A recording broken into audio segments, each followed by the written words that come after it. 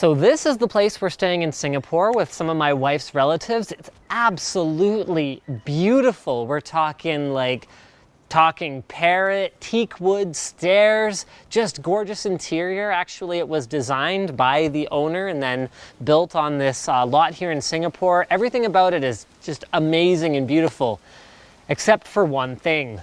The Wi-Fi is awful. I was getting disconnections all over the place. I was getting slowdowns. I couldn't even send Hangouts messages half the time. So being me, I was like, okay, so what's your Wi-Fi solution? What's wrong with your internet? Because the speed test is fine. It's 50 down, about 8 up, which should be plenty for all of that stuff. And he shows it to me and I go, oh, okay. So these guys are using the ISP provided modem, switch, router, access point combo unit. The structure of this place is pure, like foot thick concrete. And then they've got a repeater down on the landing for the second story that is supposed to provide better coverage downstairs. Awful solution. So it's time for us to figure out some kind of a networking home makeover while we're staying here.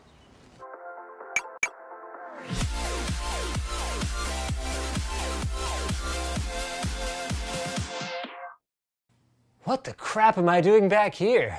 It's like I traveled through time to tell you guys that Intel's new 750 series SSDs utilize the NVMe standard, providing speeds never seen before on consumer storage drives. Click anywhere to learn more. All right, so we're here at the famous Sim Lim Square where I'll be trying to find some better wireless gear and just kind of generally checking it out because I've heard a lot of stuff about this place. Number one is that it's an awesome place to find pretty much anything electronics and computery. And number two is that it's a great place to get scammed with everyone giving different sorts of advice. But apparently Mobile 22 PTE Limited and Gadget Terminal PTE Limited have had a fair number of complaints as of the last period here, so I should watch out for those guys. Important notice. Yeah, let's head inside. They have everything here. That last place had like an entire rack of machetes. I wish they'd had this place when we lost our microphone in Taipei. I wonder if I need one of these. Probably not. So I think there's 5 or 6 stories. They got all kinds of fun stuff on the second floor. RC stuff, some more computery type stuff, and ladders. Lots of ladders. I guess if it's an entire, Singapore's what, 8 million people? So you're gonna have a third of the population of Canada all within driving distance of this place. What do you need online stores for? Whoa, look at this. It's like a sea of technology. Okay, so I think we found our first networking gear shop. Hello. Hi. I am looking for some wireless stuff. Lunch. Not yet, yeah. Okay, do you know what time? Maybe 10 minutes, 20 minutes? About 20 minutes. About 20 minutes? Yes. All right, I will come back in 20 minutes. Okay. Thank you. Okay. Thank you. Hi. Yeah, I'm actually looking for, let's see. I think it would be about a 30-foot Ethernet cable, white. Oh, you only have bulk for white. But probably you can check with my shops, my... So the third floor looks like the place to be for getting the networking stuff we need. This is her shop where I was told to ask them about the fasteners and white cables. Ah, so that guy bringing everything. I need a 10-meter white Ethernet cable. Only Cat 7. Only Cat 7. Okay, how much is that then? It's a little overkill. Oh, nice. It's like a flat one too. That's actually kind of awesome. $20 is a lot for a 10-meter Ethernet cable though. Okay, so another question for you. Do you have any fasteners, like adhesive, like sticky fasteners? Maybe you can make a payment. If this fits, I will buy this. Deal? Yep, still good. Okay, so I need, let's say 3 packs of that. This one left one. Last one! You already made the sale, and now you don't have enough of them. Okay, well. Last one. Yeah, okay. Left one box. How many are there in here? Oops, I spilled them all. 15? Okay, okay. I'll make it work. So I want this and this. 28 bucks for our Ethernet cable and our fasteners. All right, so let's head up to the 4th floor. Maybe we can find some more wireless stuff there before we head back to the shop on the 3rd floor. Wow, 3 laptop stores right in a row. More laptop stores. Hey, more laptop stores. Too bad I'm not shopping for a laptop. All right, well, these guys are more like my speed. I need a 128 gig SSD and I need a 2 gig stick of DDR2. 99 for my SSD and 46 for my RAM. I think I can do better on the SSD, but I'm not sure about the RAM. Thank you. 2 gig stick of DDR2. $55. 55? To DDR3 cheap. Yeah. 4 GB. How about the 128 gig SSD? 105. 105? Memory World. 58. How about the SSD? 139? Looks like we're back to the first store. You guys win. Everyone else's price sucks. Okay. DDR2. Hello. 800. DDR2 800, perfect. Yeah, I come all the way here to buy computer hardware, right? You want to be in the video? 145, all right. Everyone else gave me really bad prices, maybe because I'm white. We got our RAM and SSD, but we still need our networking stuff.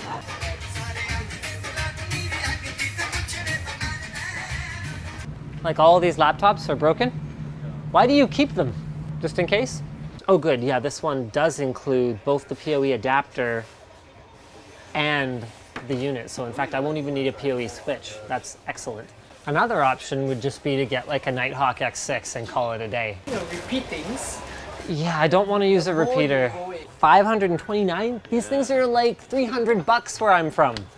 That's ridiculous. Yeah, I will have to come back. no problem. Okay, another network specialty looking store. Cash price 378. 378. Yes. Wow. Maybe this place has stuff. At least it's not a laptop store. Okay, there's nothing in there. What's pricing on the AC66U? 243. 243? Okay, not bad. So far, you're the best option right now. 245 for an AC66U. I'm gonna have to, no PoE, I have to get power to it somehow. This is ridiculous. Like I promised your uncle 1 cable to the pillar, not like 2 cables to the pillar. So you know what I think we're gonna do? Oh, I don't like this at all, but we're gonna go get 1 AP Pro and we're going to hope that the coverage is good enough from right in the center. And if it's not, then we're gonna need another one. Whatever they have there, I wanna buy it. The First Study Cafe. This place is like a maze. I can't even find the stores we were shopping at before. AP Pro, 389. AP Pro, 408. Ah, we just saved 20 bucks. Do you guys have Wifi AP Pros in stock? Okay, well, I don't have much more time to shop, so I don't think we have a choice. Yep, let's do it. Well, overall, I'm not happy about it, but at least they waived the 3% stupid credit card surcharge after I asked, what, 3 times? All right, so we're back. Let's unpack our spoils and get started here. So there's actually 2 projects because there was some complaining about the desktop computer upstairs. So for that, we need an SSD and a stick of memory. So we got that. And then for the Wi-Fi, we need our new Wifi AP Pro, our Cat7 cable, and then these cable management tabs here. So let's get started, shall we?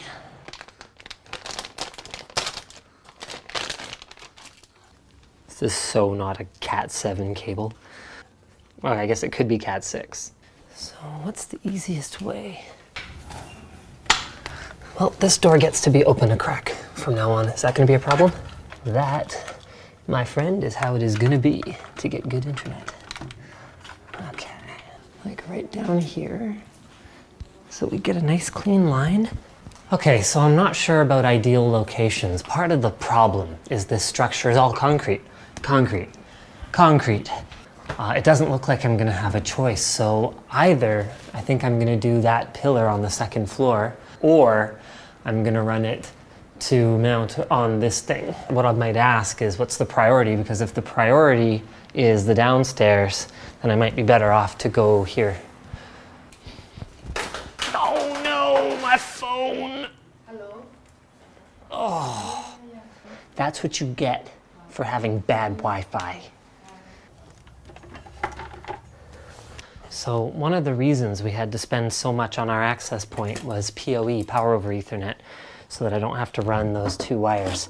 And what I like about the Ubiquities anyway is that they come with an injector in case you don't have a PoE switch. Do these 2-pronged ones work here? Oh, you have an adapter. Oh, handy. All right. Did not count on that. So we might need to use some kind of adhesive backing, and I didn't get any extra. Oh, yeah. Yep. I also need to steal one of your Ethernet cables.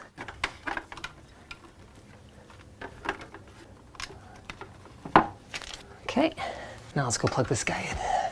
Oh, I'm sweating so much. Let's see if we got power. I might have to go switch those things around. I always get it wrong. Any light?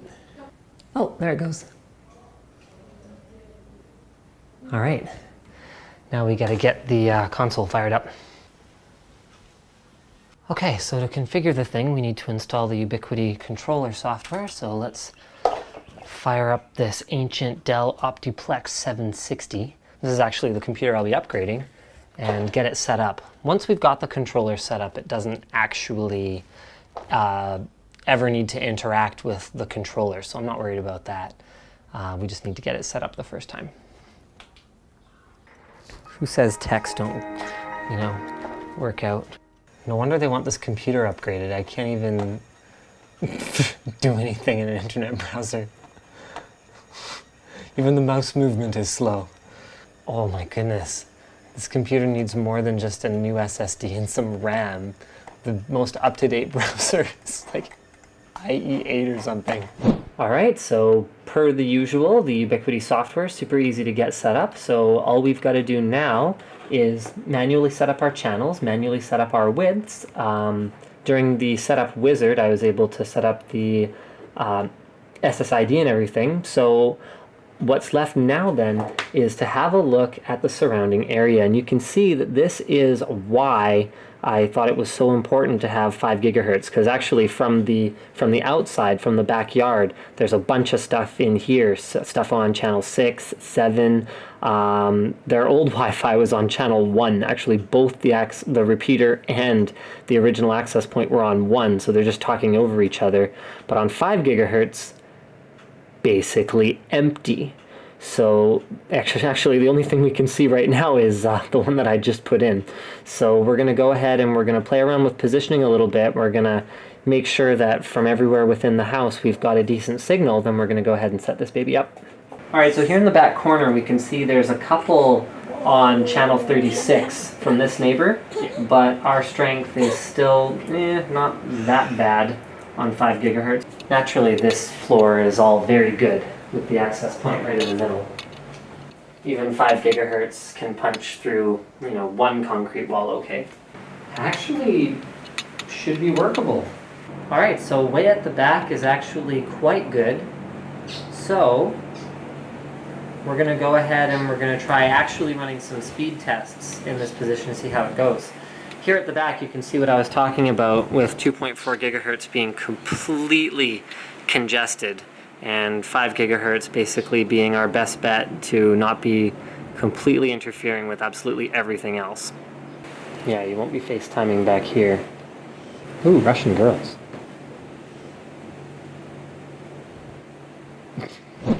So now that we've determined the location we want, I'm just gonna throw a little sticky note on here that has the admin password and all that good stuff.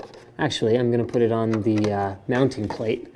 Then I have double-sided adhesive. That's the best solution I was able to come up with. I got 2 different kinds, so I'm gonna hedge my bets and I'm gonna use half of each. Well, what I wanted to do, to have it on the bottom stair. Nope, okay, this one. Gotta apply pressure. About 30 seconds.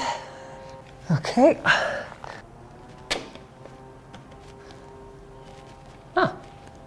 I do want to leave this like some kind of a knot here, actually.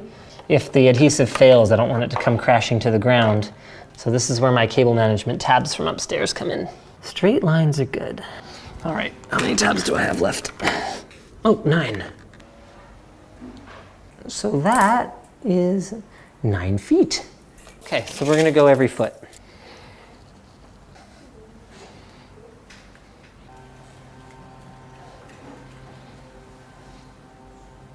Okay, so I think we're done.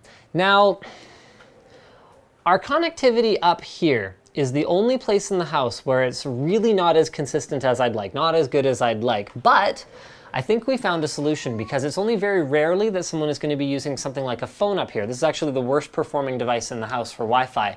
That laptop over there, that old laptop, gets 40 megabit from the position on this desk right here on our range network.